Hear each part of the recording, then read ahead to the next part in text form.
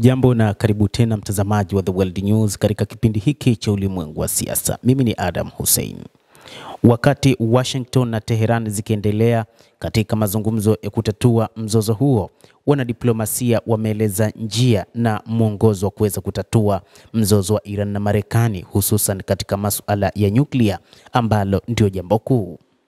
Maslahi mbalimbali yanahusishwa na matokeo ya mazungumzo kati ya Washington na Tehran. Ingawa nchi zote zinajipanga sawa, wote wanaweza kufaidika. Wachambuzi wa mambo ya kidiplomasia wanasema kwamba awamu ya sasa ya uhusiano kati ya Jamhuri ya Kiislamu ya Iran na Marekani inaashiria muunganiko mkubwa.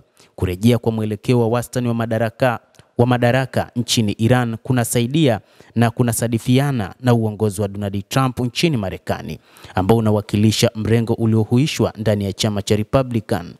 Hata hivyo, suala la nyuklia ambalo liliwahi kuzingatiwa kwa ufupi kama sehemu pekee linalosuluhishwa la mzozo kati ya mataifa hayo mawili limeibuka tena kama changamoto kuu tangu Trump kujiondoa katika mpango kamili wa utekelezaji wa pamoja JCPOA mwaka 2018.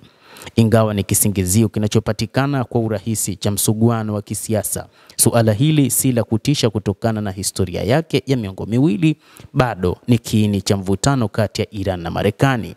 Hatua muhimu ya kuangazia na kuanzia katika kuchambua changamoto katika uhusiano wa Iran na Marekani ni kutathmini misimamo na maslahi ya wadau wakuu, kwa maana Iran pamoja na Marekani.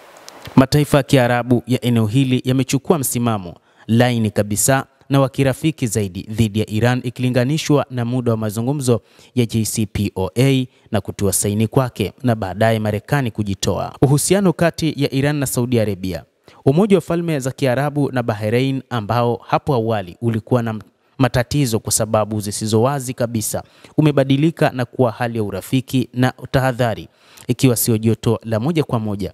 Kwa kuzingatia ukaribu wa jiografia na mataifa haya na Iran, uhusiano wao wa kina na Marekani, Ulaya, China na Urusi na ushawishi wao wa pamoja, kunaonekana kuna mabadiliko ya athari kubwa kwa sera za kimataifa kuhusu mpango wa nyuklia wa Iran. Israel kinyume chake, mara kwa mara imeona uboreshaji wowote katika uhusiano wa Iran na Magharibi, haswa Marekani, kama mstari mwekundu wa kimkakati. Katika muda wote wa mazungumzo ya JCPOA, utekelezaji chini ya utawala wa Obama na muhula wa kwanza wa Trump, Israel ilifanya juhudi kubwa zaidi za kudhoofisha pendekezo lolote la azimio la mizozo inayohusisha Iran na Marekani, Ulaya au hata mataifa ya Kiarabu.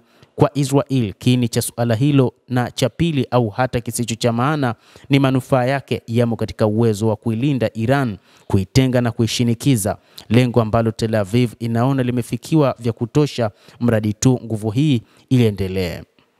Kabla ya kuanza mazungumzo ya hivi majuzi, Iran na Marekani zilitumia njia ya kawaida na kuchanganya mielekeo ya kidiplomasia na vitisho vilivyofichika. Hata hivyo, kung'ang'ania sera zilizopitwa na wakati hakutaleta suluhu bunifu katika siasa za kimataifa. Wahusika wa Magharibi haswa lazima wakubali kwamba watunga sera wa Iran waliohifadhiwa kwa zaidi ya miongo minne ya kusimamia taifa chini ya shinikizo, kuendeleza maendeleo yake na kukabiliana na migogoro muhimu ya kikanda na kimataifa, hawawezi kuogopa tena vitisho vya kawaida katika nafasi dhaifu ya mazungumzo. Mbinu kama hizo badala yake zinaweza kuharibu uaminifu wa nchi za Magharibi na utawala wa Trump, hasa katika kutatua azimio la usawa la kidiplomasia. Uchambuzi huu unapendekeza mapendekezo yafuatayo yanaweza kutekelezeka ili kuhakikisha ukweli wa kutosha na mazungumzo yenye tija. Kwanza, ni lazima Marekani iunganishe msimamo wake wa ndani, kuhakikisha kwamba sauti zinazotofautiana haziathiri maendeleo yaliyojengwa kwa bidii.